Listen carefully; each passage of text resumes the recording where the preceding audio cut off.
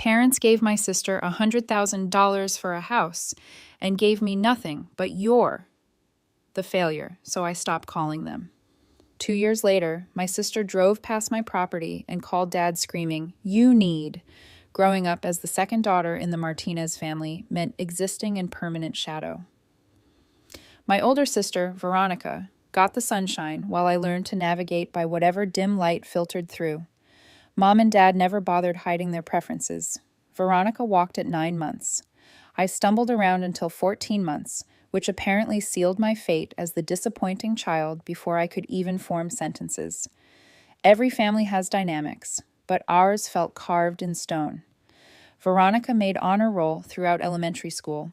I brought home mostly B's with the occasional A-, which prompted Dad to ask what was wrong with me at every parent-teacher conference. She played varsity volleyball, and Dad never missed a game, filming every serve and spike. I joined the art club, and Mom forgot to pick me up so many times that Mrs. Chen, our advisor, started driving me home herself. The pattern repeated through every milestone. Veronica got a car for her 16th birthday. I used Honda Civic that Dad spent 3 weekends detailing until it gleamed. When my 16th rolled around, they took me to dinner at Applebee's and gave me a gift card for $50. Mom said I should be grateful they remembered it all, given how busy they were with Veronica's college applications. College became another chasm between us. Veronica got into UCLA with a partial academic scholarship. My parents covered the rest, roughly $30,000 a year, without blinking. They threw her a graduation party before she even left, inviting everyone from our church and Dad's office. I watched from the kitchen, refilling chip bowls, while relatives I barely knew congratulated my parents on raising such an accomplished daughter. When my turn came 2 years later, I gotten accepted to a state school 3 hours away. The tuition was half what Veronica's cost. I sat my parents down during dinner, acceptance letter in hand, excited despite years of training myself not to expect much. Dad barely looked up from his pot roast. "We're not paying for that," he said, cutting into his meat with surgical precision. The room tilted slightly. "What do you mean? You paid for Veronica." Mom jumped in, her voice taking on that syrupy, reasonable tone she used when delivering bad news. "Veronica earned her spot at a prestigious university. You're going to a state school. That's something people do when they're not serious about education." "It's still college," I managed, hearing my voice crack like I was 13 again. Dad finally looked at me, and I wish he hadn't. His expression held nothing but disappointment. Familiar is my own reflection. Veronica is going places. She's got potential. You've never applied yourself to anything. We're not throwing money away on someone who's just going to waste it. The words landed like physical blows. "You think I'm going to waste it? We think you need to figure out your life on your own," Mom said, already clearing plates like the conversation was over. "Veronica worked hard. You coast. There's a difference. I took out student loans. All of them. Every single dollar of that education got financed at 6.8% interest, which I'm still paying off today. I worked 2 jobs through college, one at the campus library and another waiting tables at a diner that smelled permanently of burnt coffee and broken dreams. My grades suffer because exhaustion makes terrible study partner, but I graduated. Barely anyone from my family came to the ceremony. Veronica was too busy with her new marketing job in San Francisco, and my parents said the drive was too long for just a state school graduation. What they didn't know was that I'd stopped expecting them to show up long before graduation day. The real breaking point had come during my sophomore year when I'd gotten pneumonia from working double shifts in winter without a proper coat. I couldn't afford to miss work, so I kept going until I collapsed during my library shift. My roommate Jennifer found me on the floor between the stacks, fever so high I was hallucinating about the Dewey Decimal System coming to life. She drove me to urgent care, paid a copay I didn't have, and let me stay with her family over Thanksgiving break so I could recover. I called my parents from her mother's guest room, voice barely above a whisper, thinking maybe serious illness would trigger some parental instinct. Dad answered on the 4th ring. "What is it? We're about to sit down for dinner. I've been in urgent care. I have pneumonia. The doctor says I need to rest for at least a week, but I'll lose both jobs if I don't work." Silence stretched across the line then. Well, that's what happens when you overextend yourself. You need to learn better time management. No offer to help with medical bills. No suggestion that they could send money so I could take a week off work. Just criticism delivered in that flat tone that suggested my crisis was boring him. Mom got on the phone, her voice syrupy with false concern. Are you taking your vitamins? I told you to take vitamins. This wouldn't have happened if you'd listened to me. I hung up while she was still talking. Jennifer's mom, Mrs. Patricia Chen, yes, the same woman who later became my financial advisor.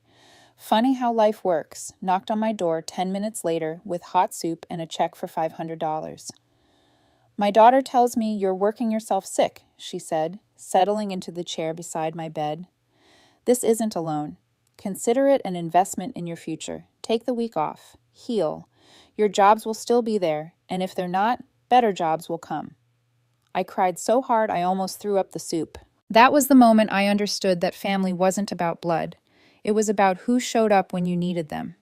The pattern of my parents' neglect had deeper roots than I'd admitted to myself for years. I started seeing a counselor at the campus health center during my junior year, a kind woman named Dr. Rebecca Walsh who specialized in family trauma.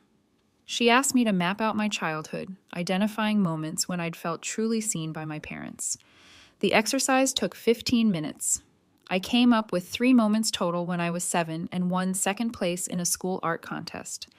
Though Dad spent most of the ceremony talking to Veronica's volleyball coach when I was 12 and cooked dinner for the family because Mom was sick, though she critiqued my pasta sauce the entire meal. And when I was 15 and scored well enough on the PSAT to qualify for a scholarship program, though Dad said the test didn't really matter anyway. 3 moments in 18 years where they'd acknowledge my existence with something other than disappointment. What do you notice about these memories? Dr. Walsh asked gently. That even the good ones have qualifiers. Even when I did something right, it wasn't quite right enough. She nodded slowly. And how does that make you feel about your upcoming graduation? Like I'm already bracing for them not to care. Dr. Walsh helped me craft what she called protective expectations. Instead of hoping my family would show up and feeling devastated when they didn't, I planned for their absence. I invited Jennifer and her family. I invited Mrs. Chen. I invited my favorite professor, Dr. Martin, who had mentored me through my senior thesis. I built my own cheering section from people who'd actually invested in my success. When graduation day came and my parents didn't show, I felt the ache of it. You can't completely armor yourself against that kind of rejection, but I didn't fall apart. Jennifer's whole family wore shirts with my name on them. Mrs. Chen brought flowers. Dr. Martin took me out for dinner afterward and told me she'd written me a recommendation letter for any job I wanted to apply for. You're going to do remarkable things, she said over dessert. Not because of your family, but despite them. That kind of resilience is rare. I wanted to believe her, but the job market had other ideas. After college, I bounced between jobs. Graphic design at a small firm that folded after 8 months. Administrative work at a dentist's office where the dentist's wife decided she wanted my position. Freelance work that paid sporadically and kept me refreshing my bank account with increasing anxiety. I lived in a studio apartment that had mysterious stains on the ceiling and neighbors who screamed at each other in 3 different languages. The freelancers taught me more than any formal education ever could, though not the lessons anyone plans for. I learned to negotiate rates without flinching when clients lowballed me. I learned to spot red flags in project descriptions, words like exposure and portfolio piece that really meant we won't pay you. I learned to invoice immediately and follow up relentlessly because creative work was the first thing clients decided they could skip paying for when budgets tightened. But mostly, I learned that I was capable of surviving things that should have broken me. There was the month my laptop died and I couldn't afford repairs, so I did all my work on my phone designing logos with my thumbs while my eyes watered from the strain. There was the week I got food poisoning and missed 3 deadlines, losing 2 regular clients who didn't care about explanations. There was the entire winter when my studio apartment's heating broke and my landlord took 6 weeks to fix it. So I worked bundled in every piece of clothing I owned, fingers barely able to operate my mouse. Through all of it, my family's commentary provided a bitter soundtrack. At the rare family gatherings I still attended, Dad would ask about my little hobby projects while Veronica talked about her corporate advancement. Mom would suggest I look into getting a real job with benefits, as if I hadn't applied to hundreds of positions, only to lose them to candidates with family connections, or the financial cushion to take unpaid internships. The comparison felt calculated, surgical in its precision. Veronica would mention her Christmas bonus, and Dad would beam with pride. I'd mention landing a 3-month contract, and Mom would ask when I planned to get serious about my career. The goalposts shifted constantly, always staying just beyond my reach. What they never acknowledged was that Veronica's success had been bankrolled from the start. Her UCLA degree opened doors that my state school credentials couldn't. Her debt-free graduation meant she could take an unpaid internship at a prestigious firm while I was scrambling to make loan payments. Her resume showed stability because she could afford to be choosy about positions, while mine showed job hopping because I took whatever paid the bills. We weren't running the same race. She'd started at the 50-yard line while I was still trying to find the track. But something shifted in me during those grinding freelance years. Maybe it was hitting rock bottom so many times that I got familiar with the view. Maybe it was realizing that my parents' approval wasn't coming no matter what I achieved. Maybe it was just exhaustion finally crystallizing into anger. I stopped apologizing for my circumstances, stopped downplaying my achievements to make others comfortable. When clients tried to negotiate my rates down, I held firm or walked away.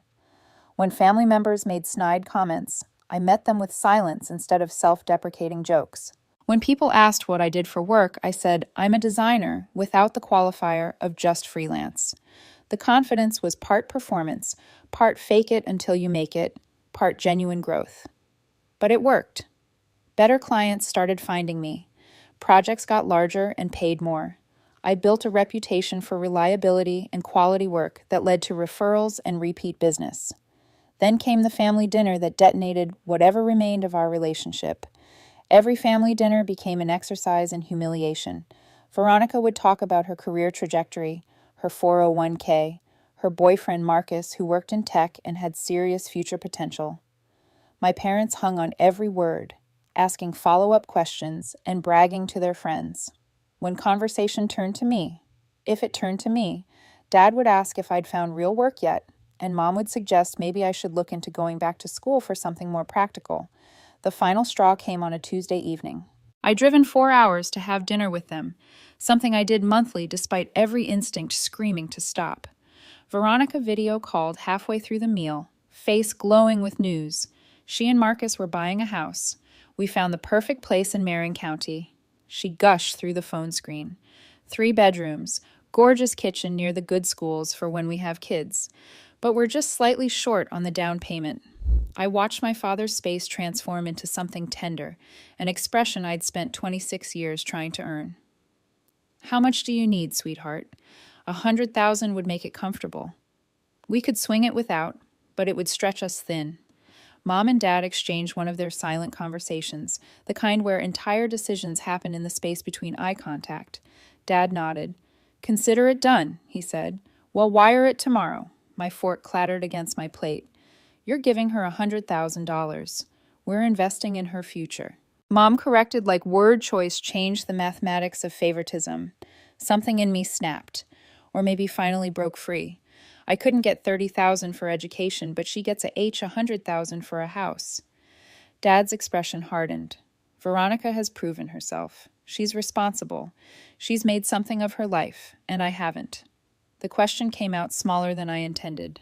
Look at yourself, Dad said, and his tone carried such contempt that I physically recoiled. You're 26 years old, working freelance jobs, living in that terrible apartment. You've accomplished nothing. Veronica is settling down, building equity, making smart choices. You're the failure of this family, and we're not going to fund failure anymore. The silence that followed could have swallowed planets. Mom didn't contradict him. Veronica's face on the phone screen showed discomfort, but no disagreement. Nobody rushed to my defense or softened the blow. I stood up, legs somehow steady, despite feeling like my entire foundation had crumbled. Okay, sit down. We're not done with dinner, Mom said. Yeah, we are. I walked out of that house and didn't look back, even when Mom called after me that I was being dramatic. The drive home blurred past in tears and rage and something else, something harder. Determination, maybe, or just the final death of hope. I stopped calling, stopped texting, stopped showing up to family dinners, and holiday gatherings. My phone would light up occasionally with messages from Mom asking if I was still sulking, or Dad demanding I grow up and stop punishing everyone with my attitude. Veronica sent a few half-hearted texts about family being important and forgiveness being strength. I deleted them all. The first few months of no contact felt like withdrawal from a drug I'd never wanted to be addicted to. My finger would hover over Mom's contact every Sunday evening. Muscle memory from years of obligatory check-in calls. Holidays loomed like emotional landmines. Thanksgiving arrived, and I spent it alone in my apartment eating takeout Thai food and watching movies, feeling simultaneously liberated and devastated. Christmas was worse. I woke up to 17 missed calls and a voicemail from Mom, her voice sliding from sweet to accusatory as the message progressed. I don't understand why you're doing this to us. We're your family. This is abuse. What you're doing? Your father has been so stressed he's had to increase his blood pressure medication. Veronica cries about you constantly. When are you going to stop being selfish and come home? The manipulation was so blatant, I almost laughed. Almost. Instead, I saved the voicemail as evidence of their tactics and blocked her number. Then I drove to Mrs. Chen's house, where she'd invited me for dinner weeks earlier, anticipating that I'd need somewhere to go. Her family welcomed me, like I'd always belonged there. Jennifer's younger brother taught me how to play the new video game he'd gotten. Her grandmother showed me photos from Taiwan and told stories about immigrating to America with nothing but determination.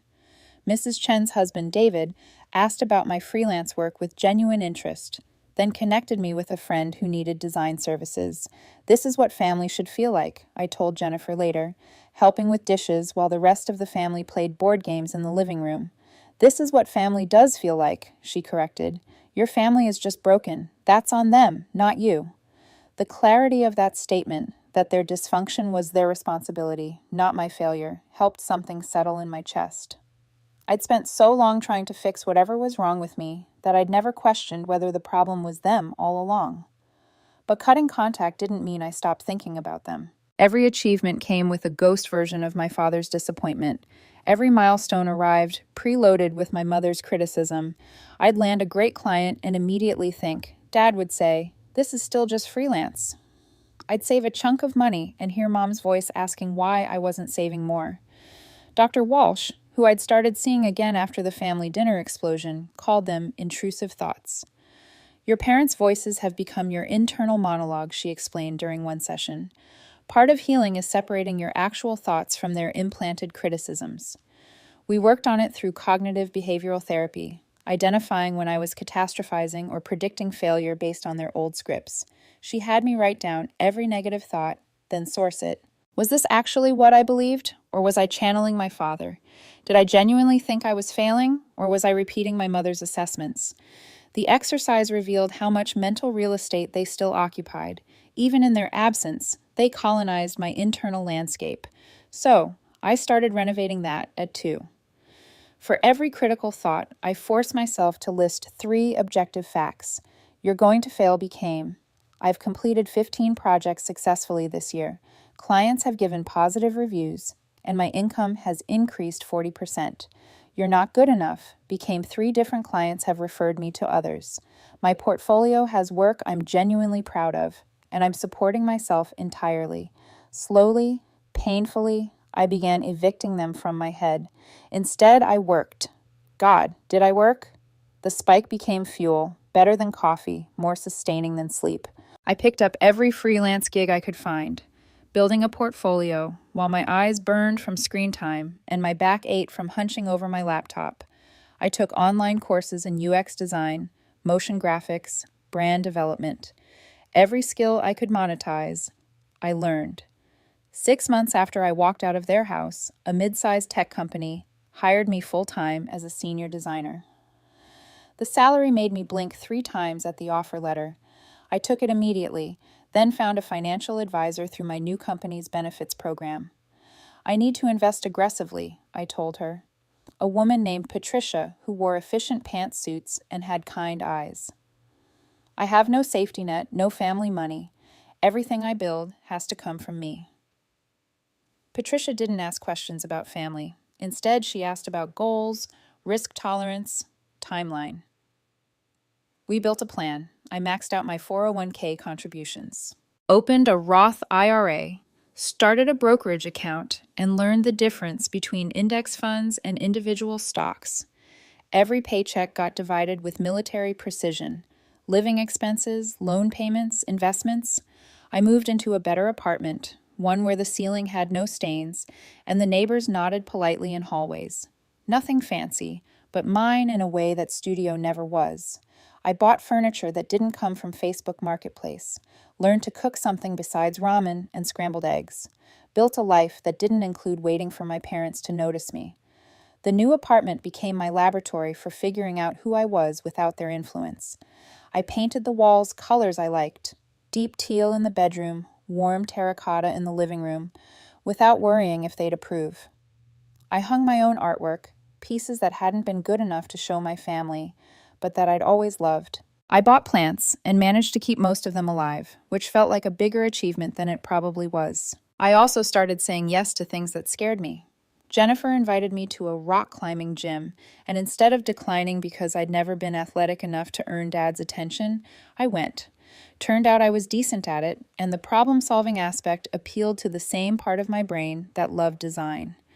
I joined a weekly climbing group, made friends who knew nothing about my family history. One of those friends, a software engineer named Marcus, different Marcus, the universe has a sense of humor, mentioned his company was hiring designers. I'd been hesitant about applying to tech companies, assuming they only wanted people with computer science degrees or prestigious design school credentials, but Marcus convinced me to apply anyway. The best designer on our team dropped out of community college, he said while we were belaying each other. Companies care about your portfolio, not your pedigree. Well, the good companies do. I spent 2 weeks updating my portfolio, selecting my strongest work, and writing case studies that explained my design decisions. The application process was grueling. 4 interviews, a design challenge, a presentation to their creative team. But when the offer came through, the salary number made me read the email 3 times to confirm I wasn't hallucinating. It was more than double what I'd been averaging from freelance work, with benefits and equity, and a team that actually seemed to value design as a core competency rather than a decorative afterthought. I accepted immediately, then sat in my apartment, staring at the offer letter, until Jennifer came over and insisted we celebrate. We went to a nice restaurant, the kind I'd always walked past, assuming it wasn't for people like me, and ordered champagne. "To you," Jennifer said, raising her glass, "for being the most determined person I've ever met." "To being too stubborn to fail," I countered. "No," she said firmly, "to being smart and talented and refusing to let anyone convince you otherwise." I cried into my champagne, which probably wasn't proper etiquette, but the release felt necessary. This job was proof that I'd been right all along. My parents were wrong. Veronica's success wasn't inevitable superiority. It was advantage, and I'd managed to claw my way to similar success without any of that advantage. The vindication tasted better than the expensive champagne. Starting at the tech company felt like entering a different world. Everyone had monitors with proper color calibration. The coffee was good. People actually respected deadlines and didn't expect free revisions. My manager, a woman named Sharon, who'd been in tech design for 20 years, treated my opinions like they mattered. "You've got good instincts," she told me after my first month. "Rough around the edges in terms of working with developers, but that's just communication style. Your actual design thinking is solid." I soaked up everything I could learn: how to present to executives, how to run user research sessions, how to advocate for design decisions without making engineers defensive, how to navigate company politics without compromising my values. Sharon mentored me through all of it, introducing me to other senior designers and pushing me towards stretch projects. The imposter syndrome was relentless at first. I'd sit in meetings with people who had master's degrees from Carnegie Mellon or Stanford, who'd worked at Google or Apple, and feel like a fraud. But slowly, I realized my perspective was valuable precisely because it was different. I'd scraped together success from nothing, which meant I understood constraints in ways that privileged designers didn't. When we were designing a budget tracking feature, I pushed back against the team's assumption that everyone had savings accounts and investment portfolios. "Not everyone has financial cushions," I said during a design review. "Some people are tracking money down to the dollar because they're choosing between groceries and rent." The room got quiet, then Sharon nodded. That's a perspective we need more of. How do we design for that reality? That feature ended up being one of the most used parts of the app, particularly among younger users and people managing tight budgets. The company newsletter highlighted it as an example of inclusive design. My name was mentioned specifically. I didn't send the article to my parents, didn't screenshot the praise and forward it to Veronica, didn't even post about it on social media where they might see it. The achievement was mine, and I didn't need their validation to make it real. But I'd be lying if I said part of me didn't imagine Dad reading about it somehow, realizing he'd been wrong about me. That fantasy played on repeat sometimes. Him calling to apologize, Mom crying about how she'd misjudged me, Veronica admitting she'd always known they were treating me unfairly. Dr. Walsh and I worked on letting go of that fantasy too. They may never acknowledge what they did wrong, she said. Your healing can't depend on them finally seeing clearly. But what if they do? I asked. Then you get to decide if their apology is genuine and if you want to accept it. But hoping for it keeps you tethered to their approval. Real freedom comes from not needing it anymore. Not needing their approval. The concept felt as impossible as flying, but I started working toward it anyway. My career accelerated. The tech company promoted me to lead designer after a year. I switched companies 18 months after that for a senior position at a startup that offered equity. The startup got acquired 14 months later, and suddenly my stock options transformed into actual money, the kind with multiple zeros that made my hands shake when I checked my bank account. But I didn't blow it. Patricia and I had planned for windfalls. The money got invested, diversified, protected. I kept living in my decent apartment and driving my 7-year-old Toyota.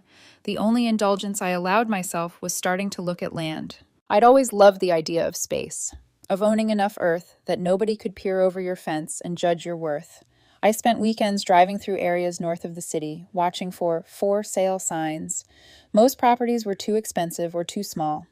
Then I found it. 40 acres in Sonoma County, rolling hills with valley oak trees, and a seasonal creek running through the eastern portion. The land had sat on the market for 8 months because it needed well and septic work, which scared off most buyers. The property had an old farmhouse that needed complete renovation and several outbuildings in various states of decay. I didn't see problems. I saw potential. The sellers were an elderly couple moving to Arizona to be near their grandchildren. They'd loved the land but couldn't maintain it anymore. We sat at their kitchen table drinking instant coffee while I made my offer. They accepted, tears in the wife's eyes as she talked about how glad she was the property would go to someone who appreciated it. I closed on the land with cash from my investments, then took out a construction loan for renovations. But I didn't hire everything out. Years of watching DIY videos and spite-driven determination meant I could do more than most people assumed. I hired contractors for the structural work, the well drilling, the septic system. Everything else I researched and learned. I spent every weekend out there tearing out rotted wood and learning to tile. I refinished the original hardwood floors myself on hands and knees with a rented sander, painted every wall, replaced light fixtures and cabinet hardware. The farmhouse transformed slowly, room by room, into something beautiful. But the house was just the beginning. I wanted the land to work for me. I researched agricultural options and discovered that Sonoma County had perfect conditions for lavender farming. The market for lavender products, essential oils, dried flowers, culinary lavender, kept growing. Better yet, lavender required relatively low maintenance once established and could generate solid income. I planted my first 5 acres of lavender, spending weeks creating irrigation lines and learning about soil pH. I bought bees to help with pollination and discovered I loved keeping them. I added a small herd of goats because they were excellent for land management and I'd always wanted animals. I built a processing barn where I could dry lavender and extract oils. I started an online store and got licensed to sell at farmers markets. The learning curve for farming was steep enough to qualify as a cliff.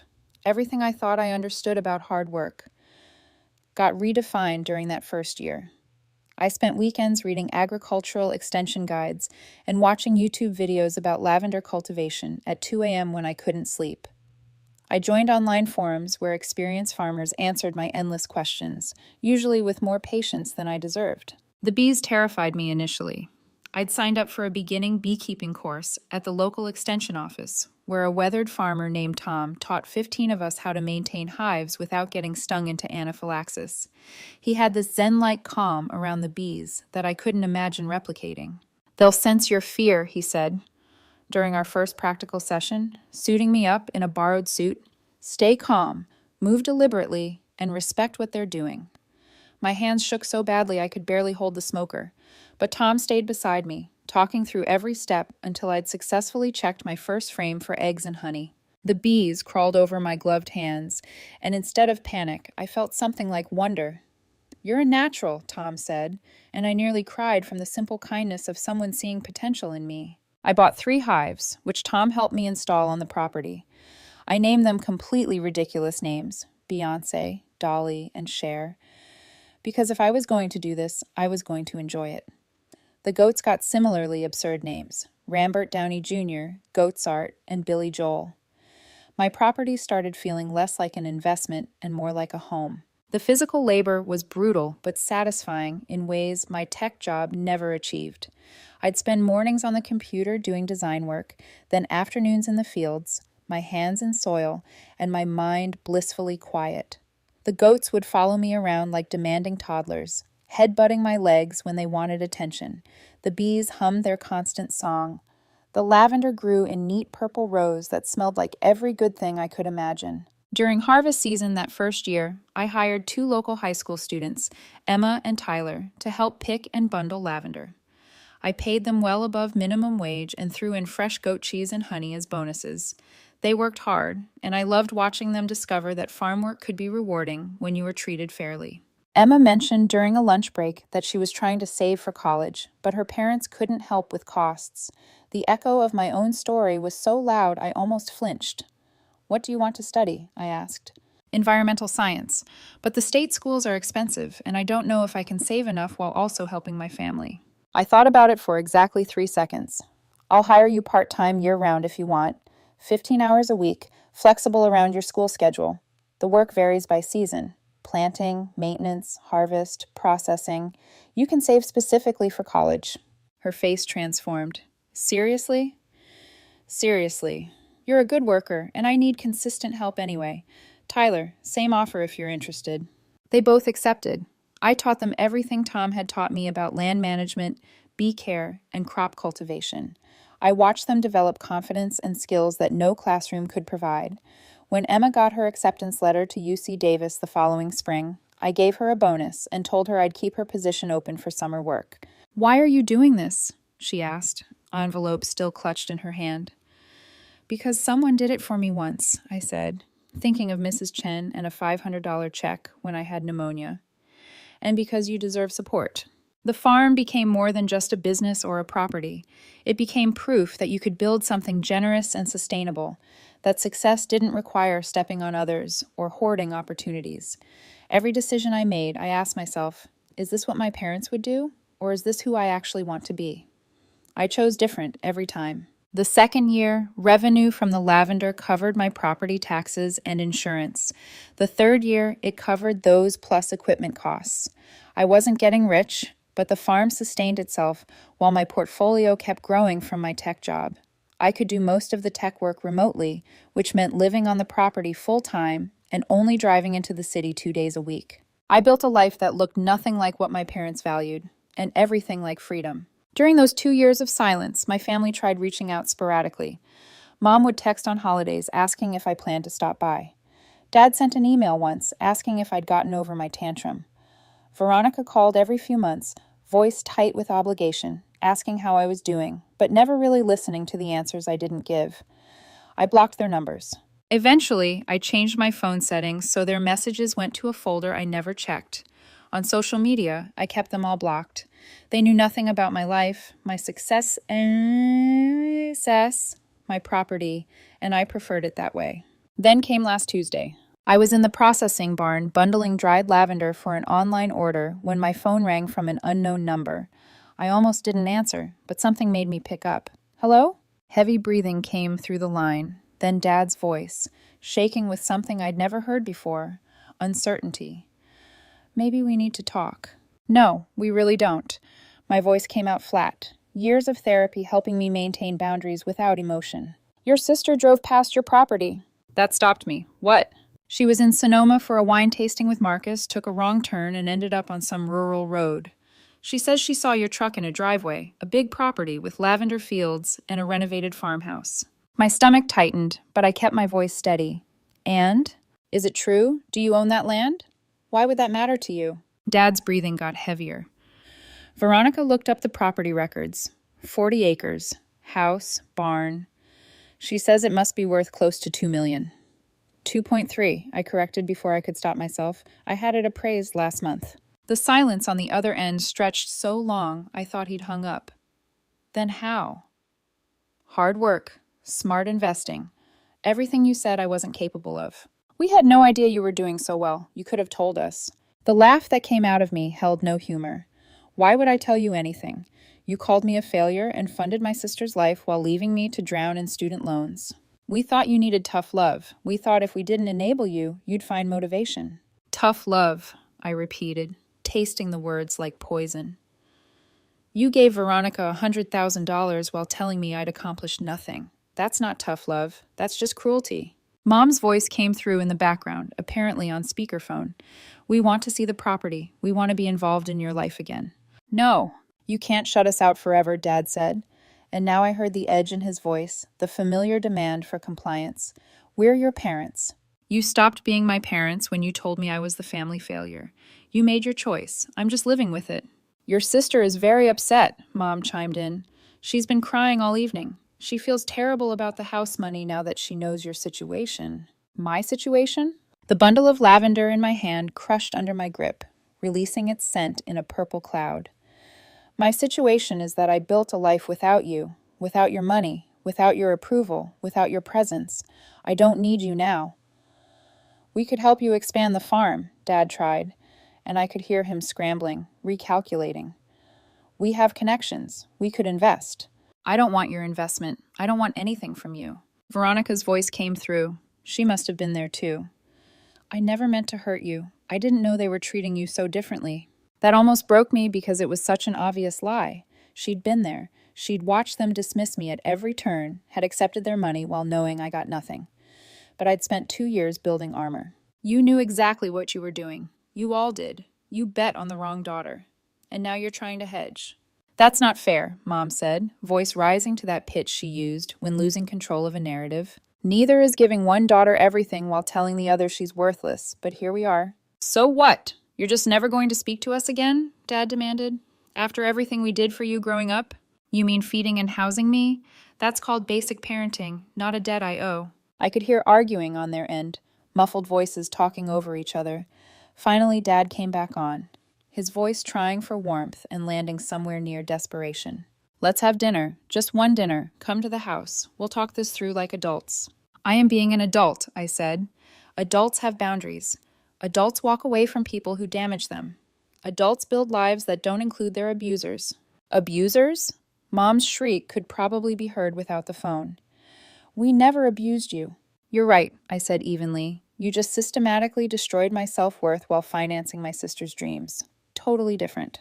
I hung up before they could respond, then immediately blocked the unknown number. My hands shook slightly as I set the phone down, adrenaline flooding my system. But underneath the shaking was something solid. Certainty, maybe, or just the knowledge that I'd finally said everything I needed to say. They tried other ways to reach me. An email from Dad's work account that went straight to spam. A letter mailed to my property that I returned unopened.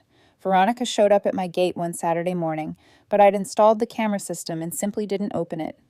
She stood there for 20 minutes, occasionally calling out my name before finally leaving. The hardest part was when they tried using other relatives. Aunt Carol called saying, Mom was heartbroken and couldn't I just forgive them? Cousin Derek sent a Facebook message that somehow got through, talking about how family was everything and grudges were poison. I blocked them all. Anyone who took my parents' side without knowing the full story wasn't someone I needed in my life. My therapist, Dr. Singh, had been preparing me for this moment since I started seeing her 18 months ago. They'll try to reassert control when they realize you don't need them, she'd said during one session. That's when your boundaries will be tested most severely. She was right, but the boundaries held. I built them from the same materials as my new life. determination, self-respect, and the absolute certainty that I deserved better than what they'd offered. The lavender farm kept growing. I added another 10 acres of plants, installed a proper irrigation system, hired 2 part-time workers during harvest season. I started doing agritourism, hosting small groups for farm tours and lavender picking experiences. The income grew steadily, enough that I started considering leaving the tech job entirely and farming full-time. My social life improved, too. I'd met people through the farmers market, other vendors who became genuine friends. I started dating someone I met at a sustainable agriculture workshop, a man named Chris, who raised heritage breed chickens and made terrible jokes about pecking orders. Nothing serious yet, but something warm and uncomplicated.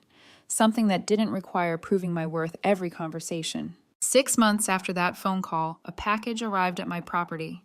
No return address, but I recognized Mom's handwriting on the label. Inside was a check for $100,000 and a note in her careful cursive. "We should have given you this for college. We're sorry." I looked at that check for a long time, sitting at my kitchen table with morning light streaming through windows I'd installed myself. $100,000. The exact amount they'd given Veronica without hesitation. The amount they decided I wasn't worth. The money could do a lot. Pay off my remaining student loans, build a proper store on the property, buy equipment I'd been saving for. But taking it would mean accepting their terms, their timeline for reconciliation. It would mean agreeing that money could fix what they'd broken. I tore the check into pieces small enough that they couldn't be taped back together. Put them in an envelope with a single sentence written on a piece of paper. "You can't buy forgiveness." Then I mailed it back to their address. Dr. Singh smiled when I told her about it during our next session. How did that feel? "Expensive," I admitted, "but right. Growth often is," she said. Dad tried one more time about a month after the return check. He showed up at my gate without warning, apparently having decided Veronica's ambush approach might work better for him. I watched him on the security camera, standing there in his weekend khakis and polo shirt, looking older than I remembered. I picked up the intercom. "Leave. I just want 5 minutes, please. You had 26 years. You used them to tell me I wasn't good enough. We're done." "I was wrong," he said, his voice cracking slightly. And part of me, the part that was still his little girl, desperate for approval, wanted to open the gate. But I'd worked too hard to let that part drive anymore. "You were," I said quietly. "And now you get to live with that, just like I had to live with it. Can't we move past this? Can't you forgive us?" "I can forgive you," I said slowly, realizing as I spoke that it was true. "I can forgive you for being flawed parents who played favorites and damaged their daughter. But forgiveness doesn't mean reconciliation. It doesn't mean letting you back into my life to do more damage. It just means I'm not carrying your mistakes anymore." He stood there for a long moment, shoulders sagging. Then he walked back to his car and drove away.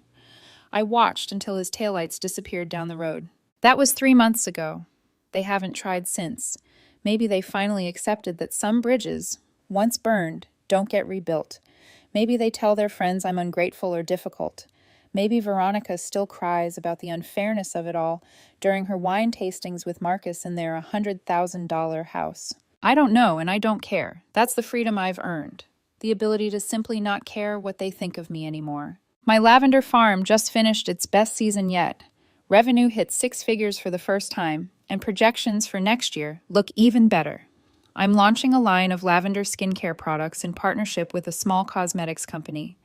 Chris and I are talking about moving in together, maybe building a second small house on the property. I'm teaching a workshop next month on sustainable farming practices. Life looks nothing like what my parents imagined for either of their daughters, and everything like what I needed it to be. Some days I still feel that old ache, wishing I had a family who celebrated my successes and showed up for my life. But mostly I feel grateful for the family I've chosen. Friends who actually care, a therapist who helps me heal, a community that values what I build. The Martinez family lost a daughter the day they called her a failure. They just didn't realize it until she stopped needing their validation enough to prove them wrong. By then, I had already built something they could never touch, a life that belonged entirely to me. Purchased not with their money, but with my own sweat, tears, and stubborn refusal to be who they said I was. Sometimes at sunset, I walk through my lavender fields with the bees humming and the goats trailing behind me, and I feel something I never felt growing up: peace. The bone-deep certainty that I'm exactly where I'm supposed to be, doing exactly what I'm meant to do. My parents gave Veronica $100,000 and called it an investment. They gave me nothing but doubt and criticism and called it motivation. Turns out they were both wrong about what I needed. I needed exactly what they refused to give me: the chance to fail on my own terms, to struggle without them watching with disappointment, to build something without their fingers on the scale. They meant to abandon me, instead they freed me. So when people ask if I'll ever reconcile with my family, I smile and say, probably not. Because the family that matters isn't the one you're born into. It's the one you build around yourself, person by person, choice by choice, boundary by boundary. And mine doesn't have room for people who only valued me once I didn't need them anymore.